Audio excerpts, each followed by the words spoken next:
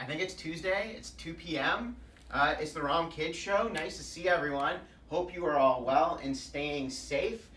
So off the top, this is a children's show. We are going to do some painting today. We have a very special guest as well, Educator Julie Tomé. I affectionately call JT.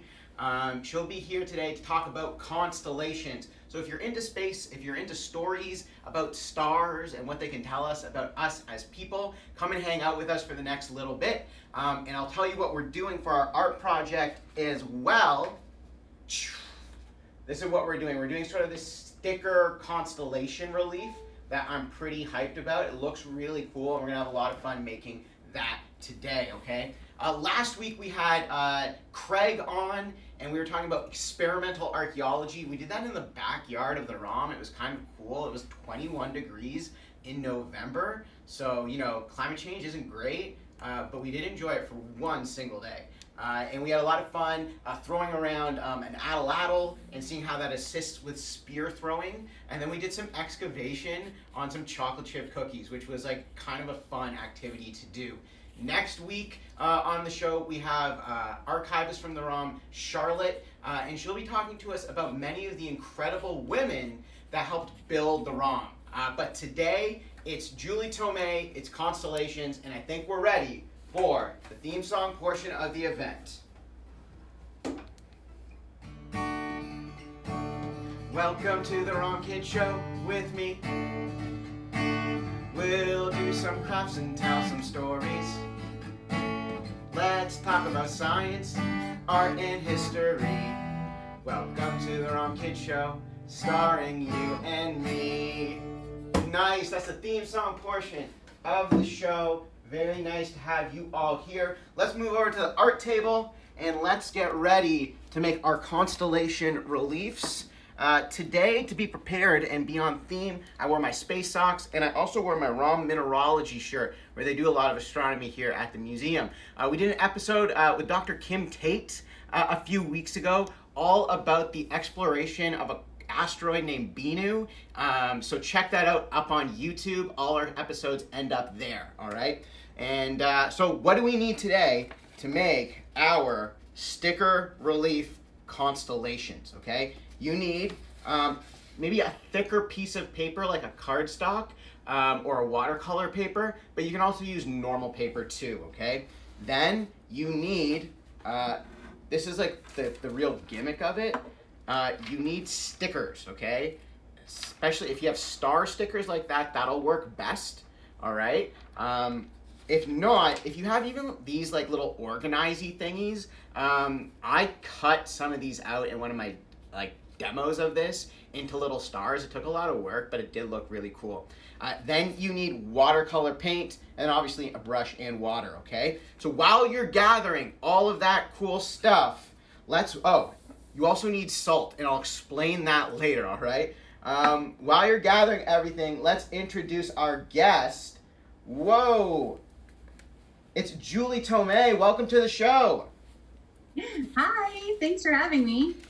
Julie Tomé is a longtime educator at the Royal Ontario Museum, teaches many of the school groups that come in. It's also taught at ROM Camp, so if you're like an OG fan from, you know, maybe a decade ago, you definitely had Julie Tomé as your teacher, or often does a lot of stuff with our Star Lab too, which we really enjoy. So, you know, fan of the show and fan of ROMKids, we're so excited to have you here.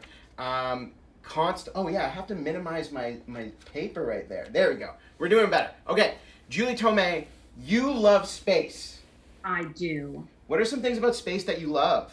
Oh, it's really pretty, right? Mm-hmm. There's so many, like, you have to go out after dark, which, you know, some people are not down with the dark, but astronomers really like the dark.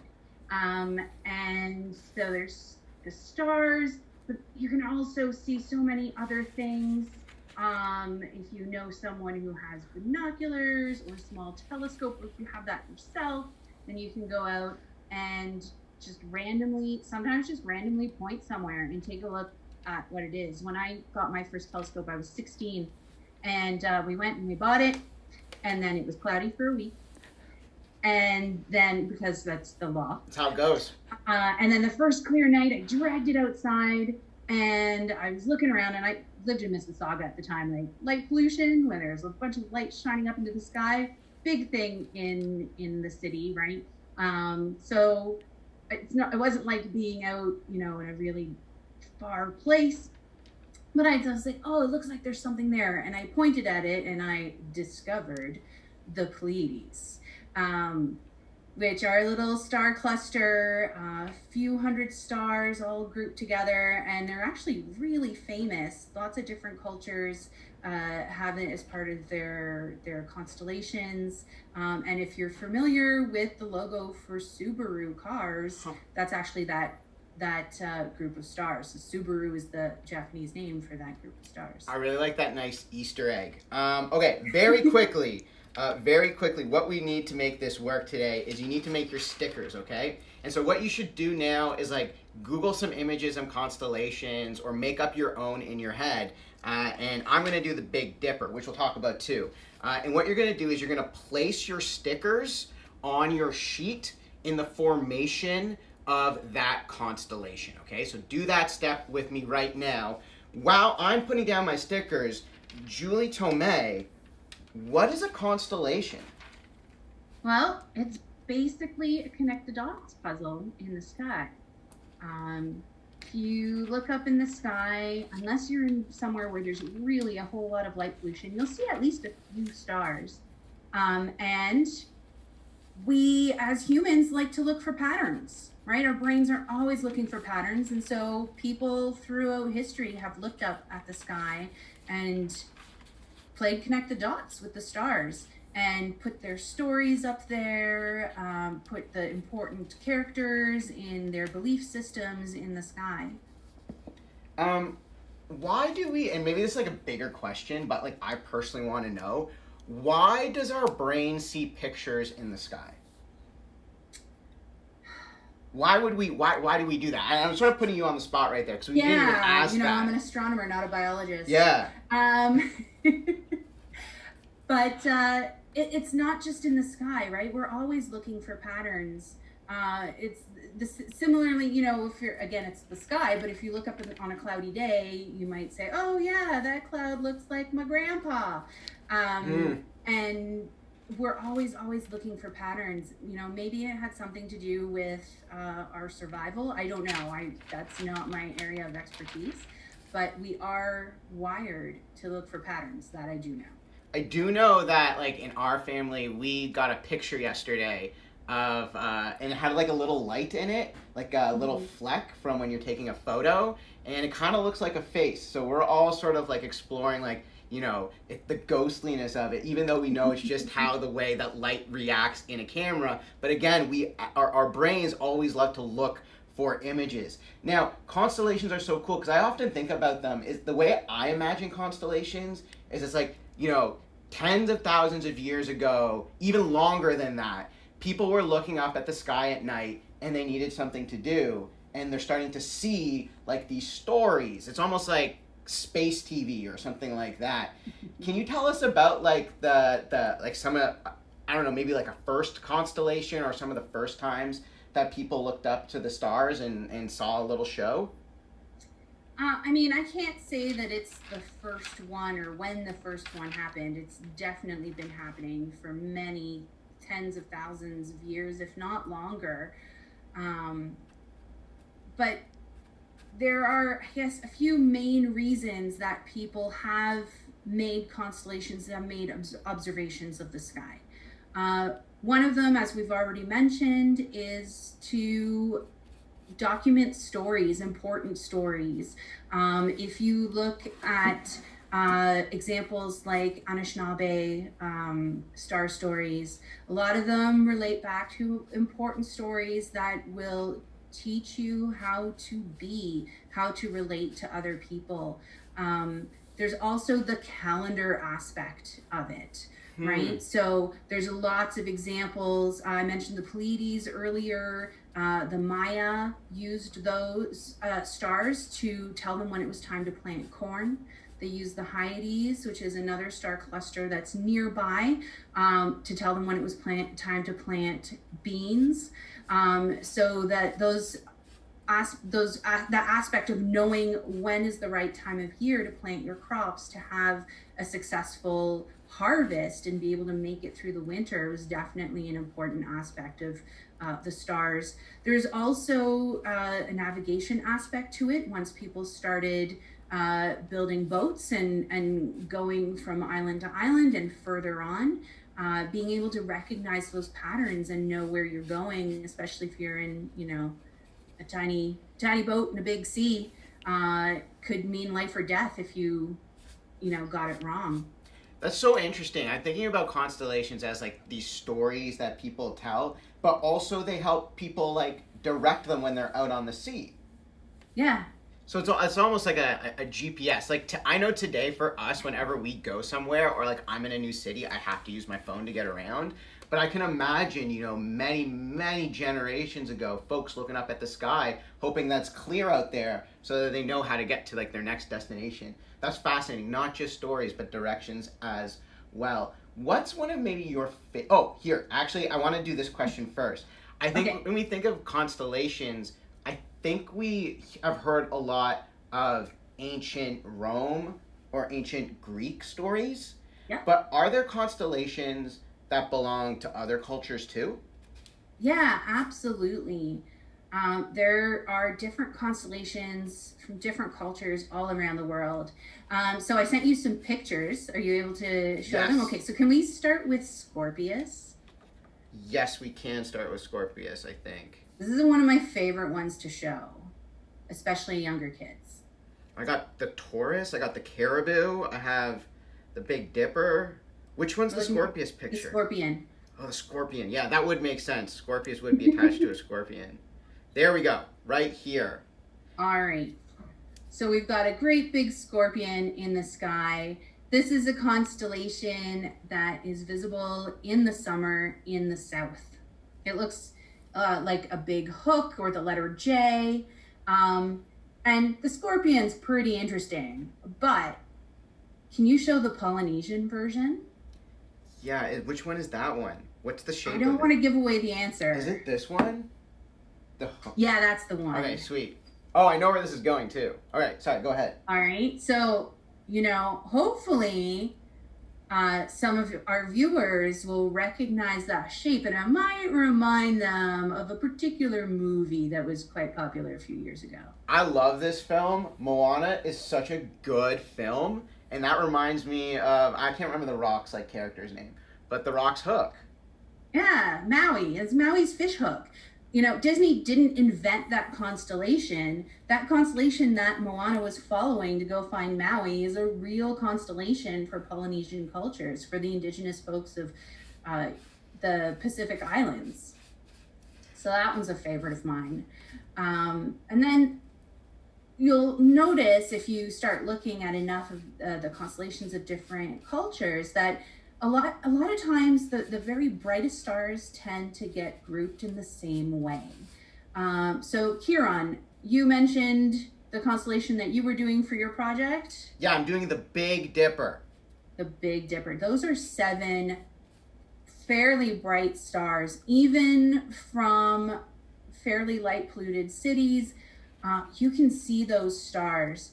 And so they stand out and they get grouped together quite a bit. But how they're interpreted, what picture people associate or put with that group of stars can be different. So the Big Dipper in the Greek/Roman constellations is the rear end and the tail of Ursa Major, the big bear. If you look at the Anishinaabe constellations, they cut off the bear at the knees and it becomes a fisher. And anyone who's been to Hands-On Biodiversity Gallery at the ROM in the forest may have noticed a little furry creature in the rock wall at the back of that display. Most students look at it and say, I see a little bear, but it's a more weasel-like creature. So that's what the Anishinaabe saw or see. Sorry. The Inuit in that spot see a caribou. I think it's the Norse version is a man's cart, making the Little Dipper a woman's cart. Yeah. Weird, but okay. And it's smaller, so a woman can push it, right? I don't know. We'll leave ideas about gender roles out of this one. And it's seen as a dipper in the Chinese constellations. So a lot of kids will ask me, like, what's a dipper? It's like a big ladle, like a big soup spoon, like to serve soup. So lots of different interpretations of that same group of stars, depending on where you are in the world, what your experience is, and what's important in your everyday life and your culture and your beliefs. It's interesting that, like with the bear, there's also a caribou. And so people are, they might not be seeing the same animal, but they're still seeing an animal. Yeah. And then creating stories around that. Now, with that in mind, Julie Tomé, at the ROM, you have this big inflatable dome that is really, really cool. It's this like inflatable planetarium. And then JT sits in the middle with this really cool projector that then shines on this dome, the nighttime sky. Even one of the programs even takes you to Mars, which is pretty cool. And then she tells these stories, whether it's to toddlers, whether it's to teenagers, everyone loves them. These stories of the sky. What is a favorite story of yours that maybe you'd like to tell? All right. So I chose, I mean, I have lots of stories that I like to tell, and some of them will take too much time for today. So I chose one of the shorter ones. And if you have a moment, maybe you could show the picture I sent you. And the pictures that Kieran's showing you on his iPad are actually images that I captured in our portable planetarium. So in that picture, you see a river, you see a couple of fish tied together with a string, and this weird goat fish thing. All right, so I'll let you continue doing your art, Kieran, and I'll tell the story. This is a Greek story, and there was the Earth Mother goddess Gaia, and she wasn't a huge fan of the Olympian gods. They had, shoved her kids, the Titans, out of the picture. They were her grandkids. Relationships are weird in Greek mythology. They are. They're super but weird. But she was not pleased with this, so she sent this huge monster called Typhon, and Typhon is referred to as the father of all monsters. Very, very tall, often described as his head touching the sky and the stars. Instead of legs, 2 giant snakes. Whoa. Sometimes he's described as having 100 snakes instead of a head. If you Google it, you'll see lots of pretty impressive interpretations of what this monster was like. So he was on his way to get these Olympian gods. Now there's a god named Pan, and Pan is the god of the wild. And his bottom half is a goat, and his top half is like the body of a man, except he's got horns, like a goat. And he manages to reach the rest of the gods, and warn them. And as soon as he's delivered his message, boom, he transforms into a goatfish, dives into the river called the Euphrates, and he swims away. Now, some of you might be familiar with the goatfish constellation. It's called Capricornus, or Capricorn. So it's one of the more famous constellations. And so then there was Aphrodite, the goddess of love, and her son Eros. Those are their Greek names. If you prefer their Roman names, they're Venus and Cupid. And they decided to follow Pan's example and transform into fish and swim away in the Euphrates River. So they were about to do that, but they didn't want to lose each other. right? They really liked spending a lot of time together. There's a good mother-son relationship there. So they tied themselves together first, and then they dove into the river and swam away. So the constellation Pisces is those two gods transformed into fish, and the string is how they tied themselves together to not get lost from one another. That's an awesome story. And they escaped. Woot woot. That's a great story. Just a bit of a plug. When things go back to normal, you can like rent the planetarium, right, for your school? I don't know what things will look like when we get back. We do have multiple systems, but I don't know what programs will still be running. Definitely in the past, that was a thing. Don't know if it's a future thing. Stay in touch to find out, because it's really awesome. Yeah, but we do have one that we use at the ROM and will continue to use at the ROM. So school visits are a thing that will be with people actually coming to the ROM one day again soon, I hope, because I really miss my dome. Yeah, it's a lot of fun. Just 2 more questions, but first, for our art project here, keep layering on your sky, okay? Remember, we're making a night sky here for our constellations. And then what happens when it's dry is you're gonna lift up your sticker and it will leave sort of a relief image, right? It'll leave a little image so that you have your little constellation there, okay? Now, JT, are people still coming up with constellations, or are they all in the past? I mean, officially, the constellations are what they are. And again, that depends on who you're talking to.